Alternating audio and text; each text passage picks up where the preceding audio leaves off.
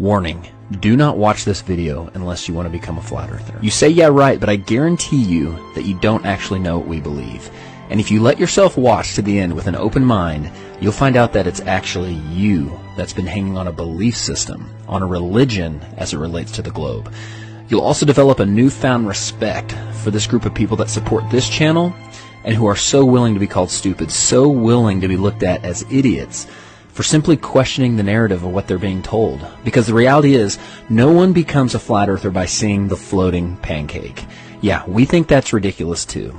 We become flat earthers by studying and finding major errors in the heliocentric model and actively pursuing truth, which I guarantee you is harder than passively absorbing a lie.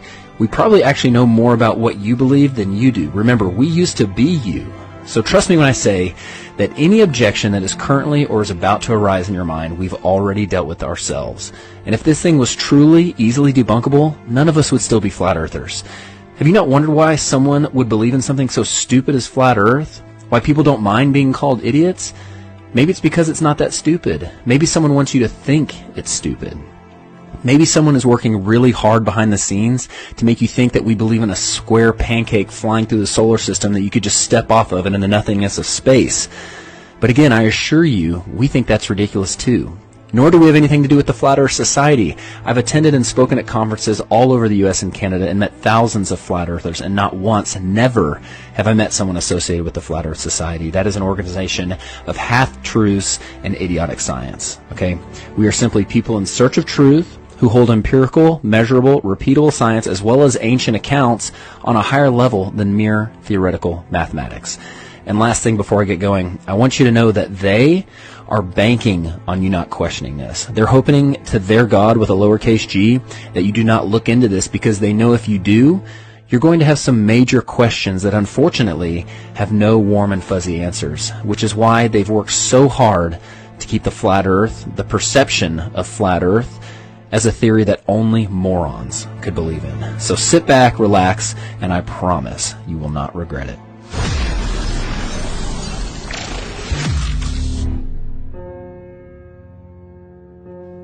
As I mentioned earlier, it wasn't the words flat earth or the fact that the flat earth theory has all the answers, because it doesn't. And it certainly wasn't the social consequences that drew us in. But for most of us, it was the questioning of the globe model which ultimately brought us to flat earth.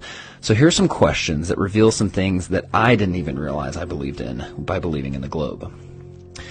Why is it that even though the Earth spins at 1,000 miles an hour at the equator, goes around the sun at 66,000 miles per hour, which travels through the universe at 500,000 miles per hour, which is expanding at over 1,000,000 miles per hour, are we able to take a picture of the sky on the same day every year and never see changes in the stars, even for thousands of years?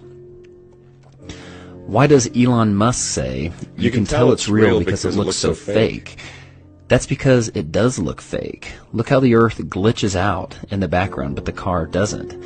And see how the Earth supposedly looks from the International Space Station, which is 240 miles up. However, this was taken from only 170 miles. Do you see an issue here? It's just like the Red Bull space jump in the Mythbusters episode that used downward-facing fisheye lenses to create massive amounts of curvature. But the non-fisheye lenses from the capsule and the cockpit show flat horizons, which concur perfectly with weather balloon footage more than 20 miles up. Which, by the way, 20 miles high is roughly the size of the bulge that should be in the state of Kansas due to it being 413 miles wide. Here's what 20 miles up looks like. That would be a large bulge for something that is supposed to be flatter than a pancake. And by the way, Kansas is only the 9th flattest state in the U.S. How many pieces of flat land does it take to make a ball? Why, when we look at the stars in December, do we see the same stars that we see in June?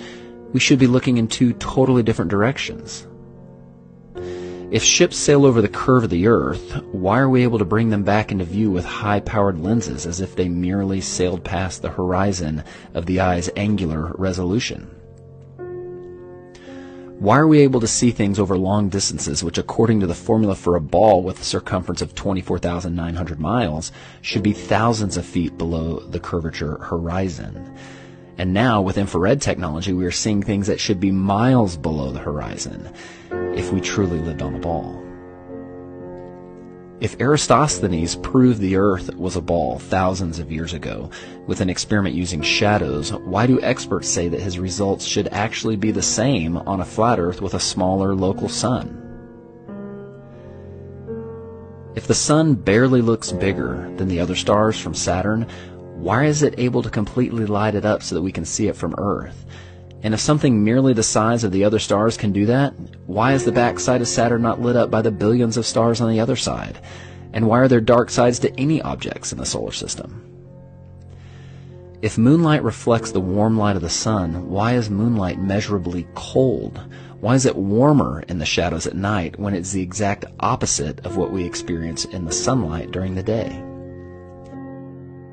How is it possible that our positive atmosphere sticks to this ball right next to the negative vacuum of space without a barrier in between? How is it that people claim to see lights in the sky that are the International Space Station and other satellites when they do not have lights on them? And due to their supposed distance off the ground, the sun wouldn't have the ability to reflect light off them, let alone the fact that I do not believe you could see a satellite, something the size of a pickup truck, 250 miles away, even if it was lit by the sun. That's like saying you could see a vehicle in Oklahoma City while standing in Dallas. How is it we supposedly went to the moon 50 years ago, but now we can't leave low Earth orbit? That's the farthest that we can go. Why are the pictures of Earth from space described as composite images, using ground-based observations and Photoshop to fill in the gaps?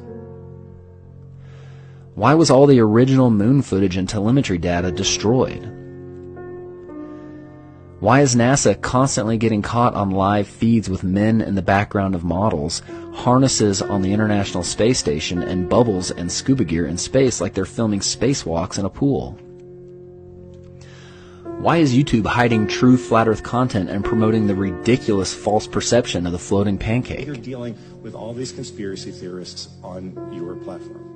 So the first way is by demoting low-quality content and promoting more authoritative content, and the second is by providing more transparency for users. So we're introducing boxes that provide factual information at the top of results that have shown themselves to turn up a lot of information that is counterfactual, such as searching for the Earth is flat on YouTube, where you see a lot of... Your response is to put a box saying, nope, the Earth is not flat.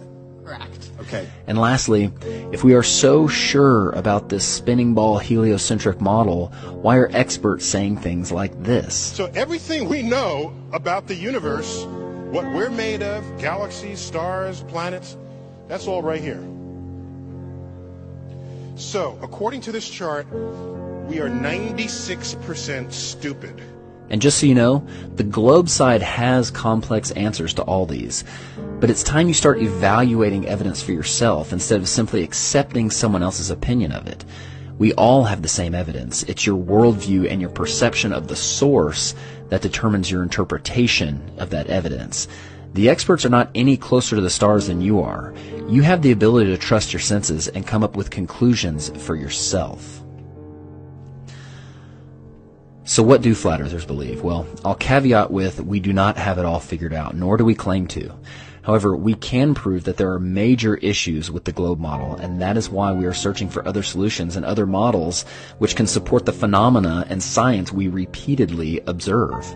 Well, this is the best representation I have so far. We believe the center of our motionless world is the North Pole, and an explorer or traveler can still circumnavigate this world from east to west or west to east by performing clockwise or counterclockwise circles around the North Pole. Antarctica is not a continent at the bottom of the globe, but rather a continental ice shelf and mountain range that acts as a shoreline that holds the waters in and potentially supports the dome above, so no falling off the edge. The sun, moon, and stars are simply lights in the sky. They are smaller, closer, located inside the Earth's system. They are not objects floating through space that are similar to the Earth. They are part of the Earth, so no comparing us to them. There are many things that people think disprove this model, thus concluding they live on a ball, and there's no way I can address all of them, but here's some of the most common objections. People say that other planets are round, but as I mentioned earlier, we believe that planets are just lights in the sky, not places you can go. Simply wandering stars that are part of our system, not outside it. Space, as you think of it, is a lie. People say there are no pictures of the edge. Well, that's because of the Treaty of Antarctica that does not allow for private exploration beyond the 60th parallel, upheld by the United Nations, whose flag also happens to be the map of the flat Earth.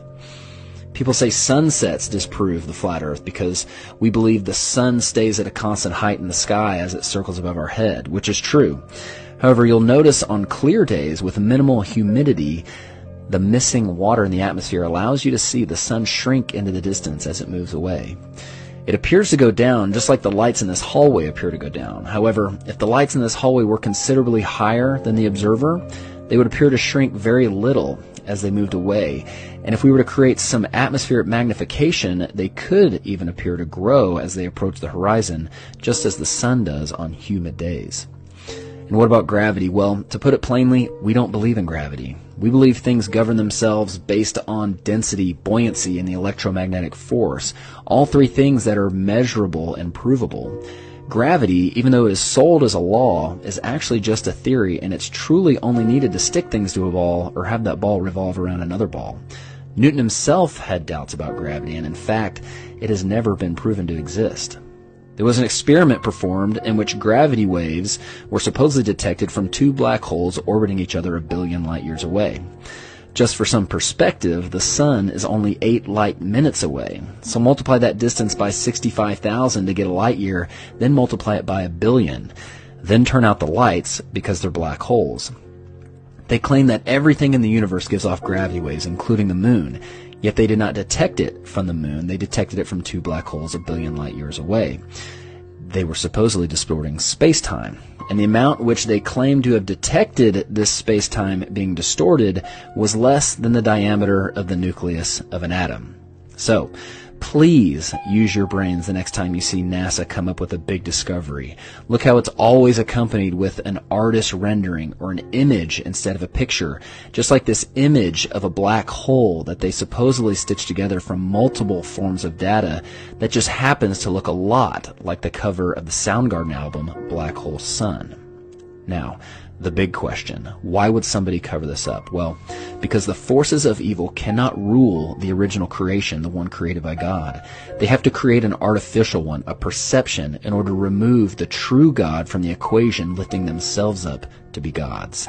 And they do this by creating a false reality, making people unknowingly exist in it, thus controlling them, making it possible for everyone, including the 99.9% of people working at NASA, to unknowingly propagate the lie.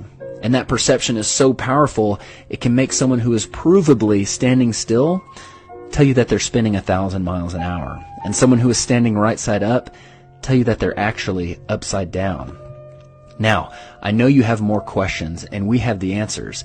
And even though your heart may feel like you're hearing truth, I'm sure there are many objections that have arisen in your mind. Remember, we used to be you. We have already had to deal with those objections.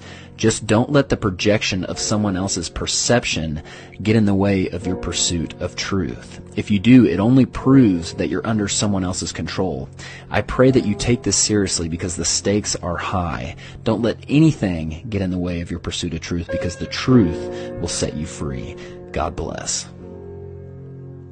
I know you're out there. I can feel you now. I know that you're afraid. You're afraid of us. You're afraid of change. I don't know the future. I didn't come here to tell you how this is going to end. I came here